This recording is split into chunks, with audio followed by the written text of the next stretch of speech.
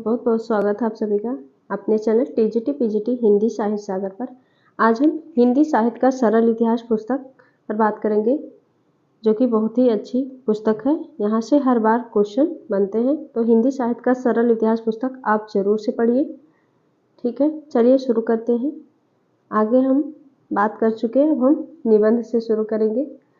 इस काल में पत्र पत्रिकाएं निकलने लगी। हिंदी निबंध और इन पत्र पत्रिकाओं का उद्भव एक साथ हुआ। और चैनल पर नए हैं तो प्लीज़ चैनल को सब्सक्राइब जरूर कर लीजिएगा, ताकि आपको हर वीडियो मिलती रहे टाइम से। चलिए शुरू करते हैं। इस युग के प्रसिद्ध साहित्यकार पत्रकार भी थे। वे अपने सामाजिक उत्तरदायित्व का पालन करने के लिए अपने विचारों का प्रचार प्रसार पत्र पत्रिकाओं के माध्यम से करते थे तथा अनेक विषयों पर अपने विचार निबंधों में प्रस्तुत करते थे। भारतीय युग के साहित्यकार जीवंत व्यक्तित्व वाले थे। व्यक्तित्व की छाप अपने ज्यादा निबंध में उभरती है। निबंधों में इन साहित्यकारों ने जीवंत व्यक्तित्व की छाप है। उनके व्यक्तित्व की मस्ती इन निबंधों के व्यंग, विनोद, हास, परिहास और एक प्रकार की स्वच्छंदता में दिखाई पड़ती है। इन प्रारंभिक निबंधों का रूप थोड़ा अनगढ़ है। वे ललित, विचारपरक, अनौपचारिक और व्यंग्य विनोदपूर्ण है।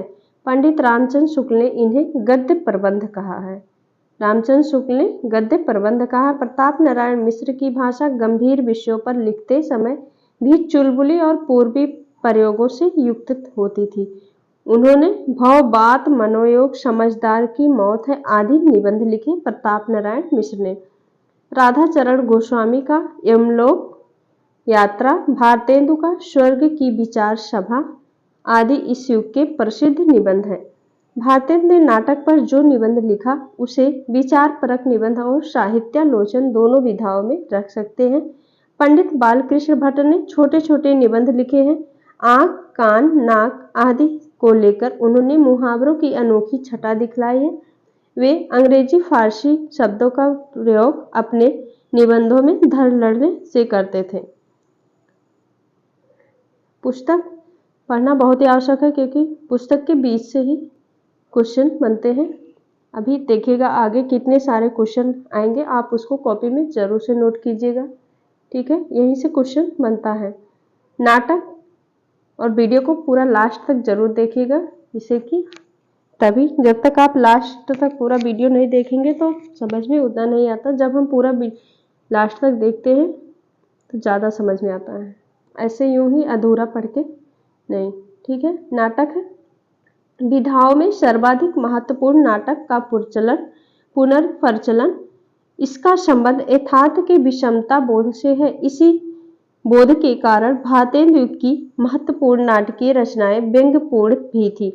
व्यंग्य सामाजिक विरूपता, कथनी करनी एवं सिद्धांत और व्यवहार के अंतर को प्रकट करने का प्रभावशाली साधन है। व्यंग्य भंडाफोड़ या उद्घाटन के माध्यम से वस्तु स्थिति को उचित रूप में प्रस्तुत करता है।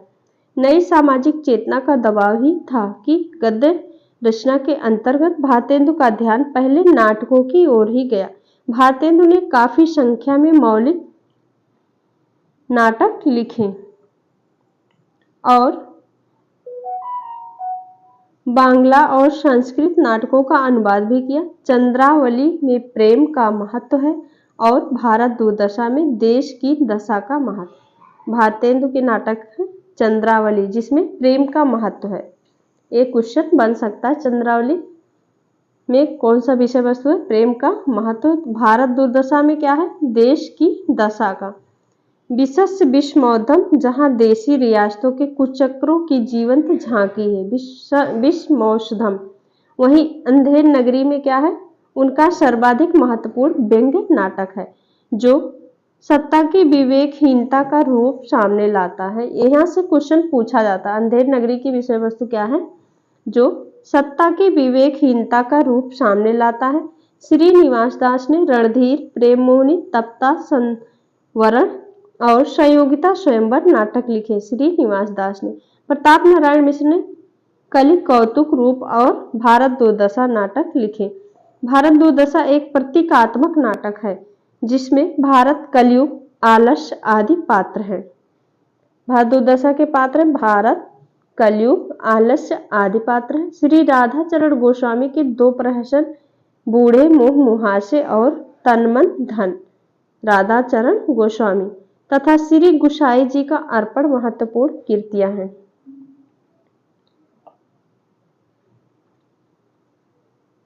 इस प्रकार हम देखते हैं कि भारतीय युग में नाटक विधा का पुनर्प्रचलन हुआ और उस पर अपने समकालीन जीवन के बोध का दबाव है। आगे है उपन्यास। भारतेंदु का ध्यान उपन्यास लिखने की ओर भी गया था। उन्होंने एक मित्र को पत्र में लिखा, जैसे भाषा में अब कुछ नाटक बन गए हैं। उन्होंने एक मित्र को पत्र में लिखा था, क्या लिखा था? जैसे भाषा में अब कुछ नाटक बन गए हैं, अब तक उपन्यास नहीं बने हैं। आप या हमारे मित्र के योग्य सहकारी संपादक जैसे बाबू काशीनाथ व गोस्वामी राधाचरण जी को कोई भी उपन्यास लिखे तो उत्तम है। किसने लिखा था? भारतेंदु जी ने पत्र में लिखे थे एक मित्र को। इस युग में श्रीनिवास दास ने परीक्षा गुरु, पूछा जाता है परीक्षा गुरु किसका उपन्यास है? श्रीनिवास दास। और बालकृष्ण भट्ट ने 100 अजान और 1 सुजान नामक उपन्यास लिखे थे। बालकृष्ण भट्ट 100 अजान 1 सुजान। यहीं से क्वेश्चन बनता है। अब आप खुद ही आपको पता चल गया होगा कि पुस्तक क्या है। ठीक है, इसीलिए पुस्तक को पूरा पढ़िए। दोनों कृतियां मूलतः नीतिपरक एवं उपदेशात्मक है। भट्ट जी की रचना यथार्थ चित्रण और व्यंग्य विनोद से भरपूर है। भट्ट जी गद्य के बीच संस्कृत के श्लोक और उर्दू के चलते शेर खूब डाल देते थे।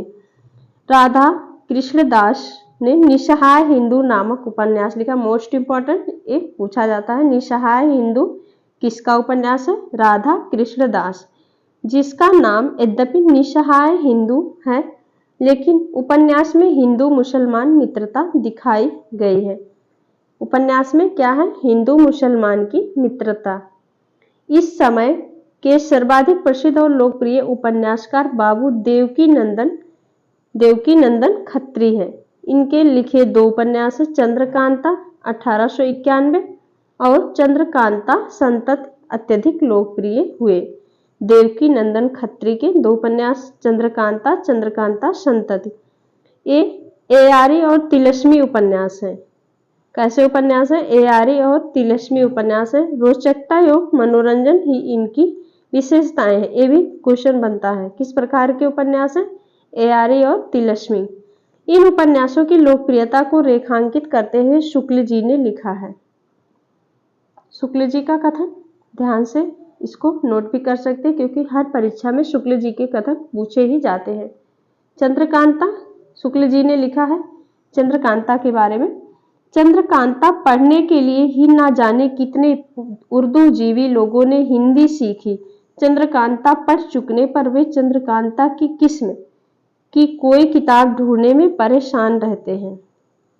शुरू में चंद्रकांता और चंद्रकांता संतति पढ़कर न जाने कितने नवयुवक हिंदी के लेखक हो गए।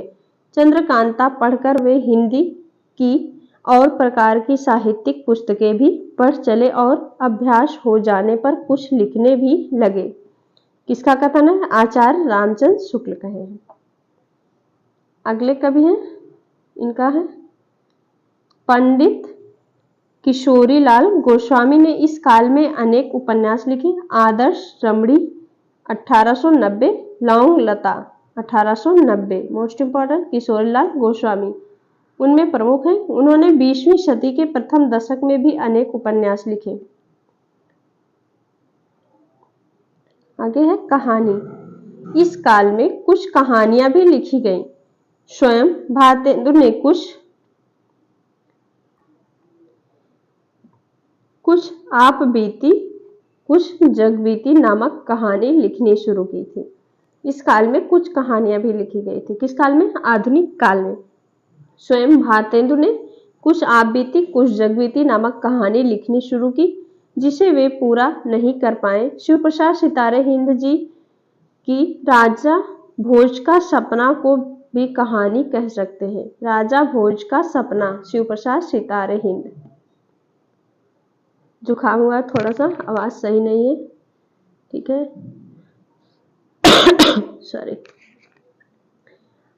अन्य प्रकार की रचनाएं, भारतेंदु ने कश्मीर कुसुम और बादशाह दर्पण लिखकर इतिहास लेखन और जयदेव का जीवन वृत्त लिखकर जीवन चरित्र लिखने की प्रवृत्ति का श्री गणेश किया। भारतेंदु ने कश्मीर कुसुम, बादशाह दर्पण लिखकर इतिहास लेखन और जयदेव का जीवन वृत्त लिखकर जीवन चरित्र लिखने की प्रवृत्ति का श्री गणेश किया। आलोचना समीक्षा, भारतेंदु ने नाटक नामक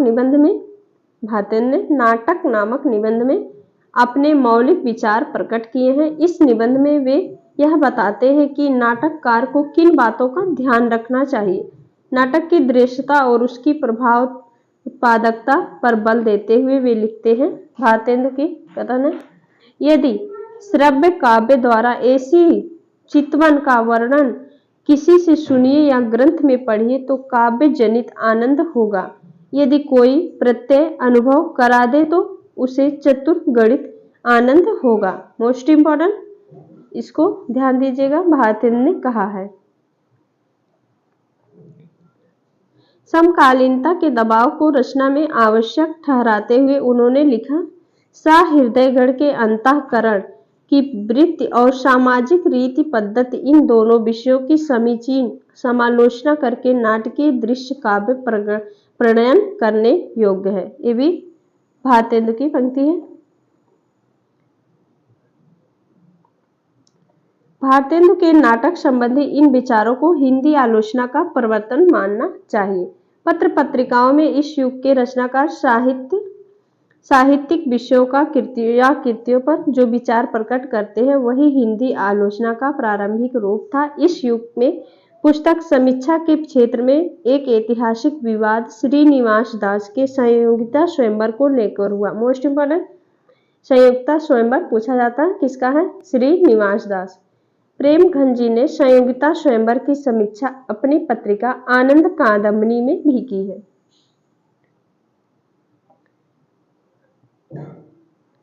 किसने किया है? प्रेमघन ने संयोगिता स्वयंवर की समीक्षा अपनी पत्रिका आनंद कादंबनी में की है।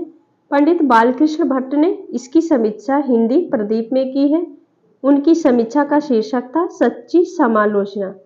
यहाँ भट्ट जी की समीक्षा का एक अंश उद्धृत करना उचित जान पड़ता है।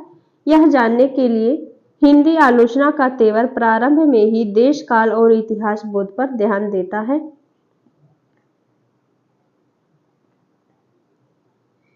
क्या केवल किसी पुराने समय के ऐतिहासिक पुनरावृत्ति की छाया लेकर नाटक लिख डालने से ही यह ऐतिहासिक हो गया? क्या किसी विख्यात राजा या रानी के आने से ही वह ऐतिहासिक हो जाएगा? यदि ऐसा है तो गप हाँकने वाले दास्तानों और नाटक के ढंग में कुछ भी भेद न रहा। किसी समय के लोगों के हृदय की क्या दशा थी, उनके आंतरिक भाव किन किन पहलुओं पर उस समय पात्र के भाव क्या थे, इस सब बातों को ऐतिहासिक रीति पर पहले पहल समझ लीजिए।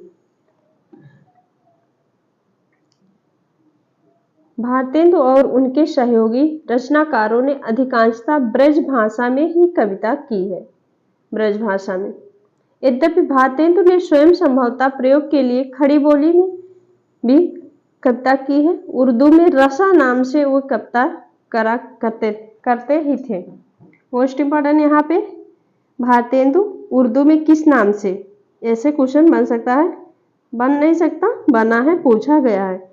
उर्दू में किस नाम से वे कविता लिखा करते थे? रसा उपनाम से। ठीक है।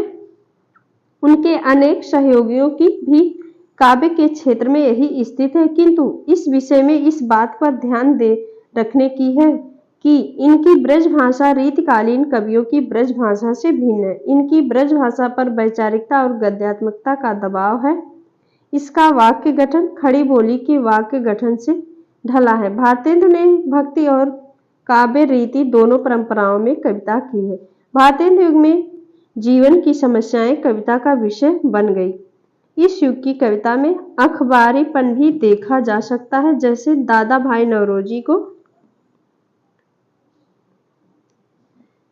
दादा भाई नौरोजी को काला कहे जाने पर प्रेमघन ने लिखा था।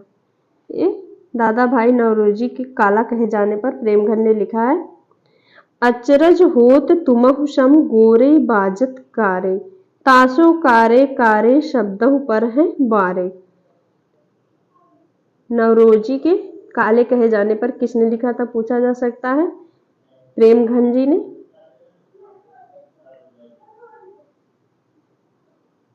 ये भी पूछा जा सकता है किसके बारे में, किसके समकक्ष कहे थे, तो दादा भाई नौरोजी। भारतेंदु ने आर्थिक सामाजिक दुर्दशा की ओर लोगों का ध्यान खींचा। अंग्रेज राज सुख साज सजे सब भारी, पै धन विदेश चली जात यह अति खौरी। मोस्ट इंपॉर्टेंट एक पंक्ति कई बार पूछी गई है, किसकी है, भारतेंदु की। यहाँ आप प्रथम पंक्ति और दूसरी पंक्ति में परस्पर विरोध देख सकते हैं। धन विदेश चली जात अपने आप में एक सपाट वक्तव्य लगता है, किंतु सहृदय श्रोता के चित्त में यह साम्राज्यवादी लूट ढाका के जुलाहों के दमन, अकाल भुखमरी आदि का बिंब उदित करेगा। इन पंक्तियों की मार्मिकता इन्हीं बिंबों में है, जिन्हें इन सब का बोध नहीं, वे ऐसी पंक्तियों को आज भी नीरस कहे समझते हैं। प्रताप नारायण मिश्र की कविता में क्षोभ का स्वर आर्थिक है, व्यंग्य कुशल है। सर्वस्व लिए जात अंग्रेज, हम केवल लेक्चर को तेज, श्रम बिन बातें का करती है कहूँ, टटकन काजे टरती है। प्रताप नारायण मिश्र का है। इस काल के कवियों का ध्यान भाषा समस्या की ओर गया। जातीय चेतना के रूप में भाषा समस्या की ओर कवि का ध्यान जाना अभूतपूर्व बात है। भारतेंदु ने लिखा है, मोस्ट इंपॉर्टेंट है, कई बार परीक्षा में पूछी गई है ये वाली। निज भाषा उन्नति अहे, सब उन्नति को मूल, बिनु निज भाषा ज्ञान के मिटत नाही के शूल। भारतेंदु की पंक्ति है, भारत वर्षोन्नति से है। भारतेंदु की प्रकृति परक कविताओं में भी देश की दुर्दशा और भविष्य के स्वप्न के विचार आते हैं। इस प्रकार उनके यहाँ पुराने विषय नया बोध और नए संदर्भ जगाते हैं। यह बात प्रातः समीरन जैसी कविताओं में देखी जा सकती है। इस युग की कविता लोक प्रचलित काव्य रूपों को अभिव्यक्ति का माध्यम बनाती है। भारतेंदु ने खुसरो जैसी पहेलियां और मुकरियां लिखी। प्रताप नारायण मिश्र ने लावनी आल्हा लिखा। किसने लिखा? प्रताप नारायण मिश्र ने लावनी आल्हा लिखा। प्रताप नारायण मिश्र ने। इस काल की काव्य भाषा की गद्यात्मकता की बात पहले की जा चुकी है। नए भाव बोध की अभिव्यक्ति करने वाली कविताओं की भाषा अनगढ़ है। उसमें रीति काव्य की भाषा जैसा प्रवाह नहीं है। इसमें तत्सम और देशी भाषाओं का प्रयोग बढ़ गया। भारतेंदु और उनके मंडल के कवि कविता से गद्य का काम ले रहे हैं। भारतेंदु ने एक पूरा भाषण दोहों में लिखा था। वस्तुतः यह इस बात का घोतक है कि काव्य भाषा के लिए खड़ी बोली की आवश्यकता का अनुभव किया जाने लगा। भारतेंदु युग के प्रमुख रचनाकार भारतेंदु हरिश्चंद्र।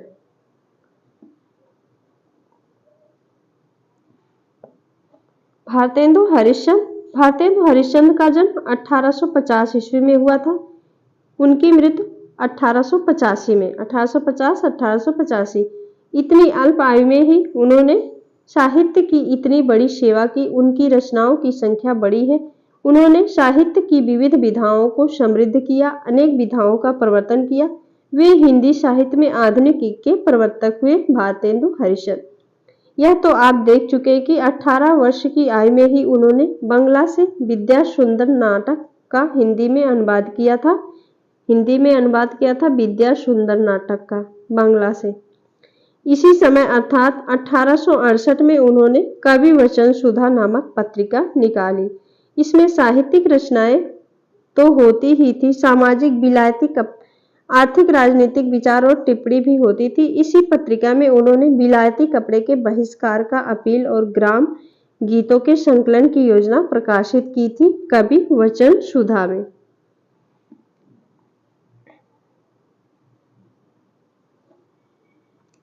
1873 में उन्होंने हरिश्चंद्र मैगनीज नामक मासिक पत्र निकाला था। हरिश्चंद्र मैगनीज 1873 में मासिक। इस पत्रिका का प्रकाशन कितना महत्वपूर्ण है, यह इसी से समझा जा सकता है कि स्वयं भारतेंदु के अनुसार हिंदी नई चाल में ढली। भारतेंदु जी कहे हैं। बाद में इस पत्रिका का नाम उन्होंने हरिश्चंद्र चंद्रिका कर दिया। भारतेंदु हरिश्चंद्र ने हरिश्चंद्र मैगनीज का नाम हरिश्चंद्र चंद्रिका कर दिया। 1874 में उन्होंने स्त्री शिक्षा के लिए बाल बोधनी नामक पत्र निकाली। यहाँ से क्वेश्चन पूछा गया है कि बाल बोधनी स्त्री शिक्षा पर आधारित स्त्री शिक्षा के लिए कौन सी पत्रिका निकाली थी? बाला बोधनी 1874 में। भारतेंदु ने सबसे अधिक संख्या में नाटक लिखे और अनुवाद किया। उनके मौलिक नाटक इस प्रकार हैं: वैदकी, हिंसा हिंसा ना भवति, चंद्रावली, विश्वस्य विश्वमौषधम, भारत दुर्दशा, नीलदेवी, अंधेर नगरी, भारत दुर्दशा और अंधेर नगरी, जो कि यूजीसी नेट में सिलेबस में लगी हुई है। प्रेम जोगनी और सती प्रताप। अनुदित नाटकों में विद्या सुंदर, पाखंड विखंडन, संजय विजय, कपूर मंजरी, मुद्रा राक्षस, सत्य हरिश्चंद्र और भारत जननी इनके नाटक हैं। बादशाह दर्पण और कश्मीर कुसुम उनके इतिहास ग्रंथ हैं। बादशाह दर्पण, कश्मीर कुसुम उनके इतिहास ग्रंथ है। कुछ आप बीती कुछ जग बीती कहानी है। कविताओं आदि का उल्लेख पहले हो चुका है। भारतेंदु ने यात्रा वर्णन भी लिखा है। उन्होंने सुदूर देहाती क्षेत्रों की यात्रा बैलगाड़ी से की। सुदूर देहाती क्षेत्रों की यात्रा बैलगाड़ी से की। कहा जाता है कि 1865 में उन्होंने जगन्नाथपुरी की जो यात्रा की उसका उन्होंने जीवन पर बहुत गहरा प्रभाव पड़ा और उनका परिचय बंगाल के नए साहित्यिक आंदोलन से हुआ। जगन्नाथपुरी का यात्रा उन्होंने 1865 में किया। भारतेंदु हरिश्चंद्र अत्यंत जीवंत एवं मित्र परायण व्यक्ति थे। उनकी जिंदा दली की कहानियां साहित्य के क्षेत्र में ही विदित नहीं है, अनेक कहानियां काशी के लोक जीवन में भी प्रचलित हैं। उन्होंने अपने जैसे समान धर्म साहित्यिक एकत्र किए, उन्हें प्रोत्साहित किया और उनकी रचनाएं छापी। इसीलिए भारतेंदु युग में एक भारतेंदु मंडल भी था। भारतेंदु हरिश्चंद्र काशी के अत्यंत समृद्ध परिवार में उत्पन्न हुए थे। कहा जाता है कि स्वयं काशी नरेश इनके यहाँ आया करते थे। उनका जीवन राष्ट्रीय वैभव का था, किंतु भारतेंदु ने धन का सदैव उपेक्षा की। वे महान दानी थे। उनका अंतिम समय अभावग्रस्त था। भारतेंदु महान साहित्यकार भी नहीं थे, महान मानव भी थे।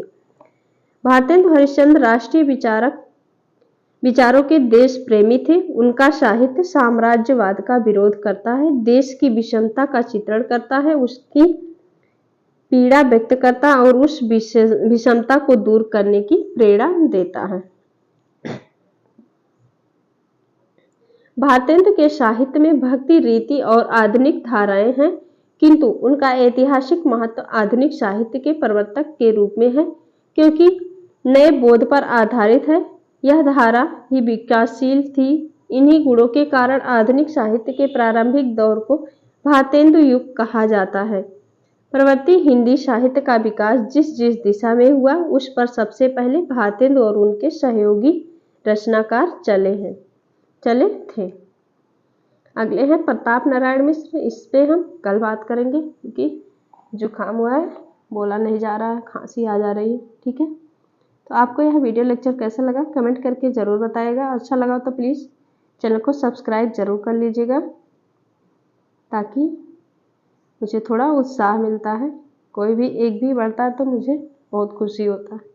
ठीक है, चलिए मिलते हैं कल।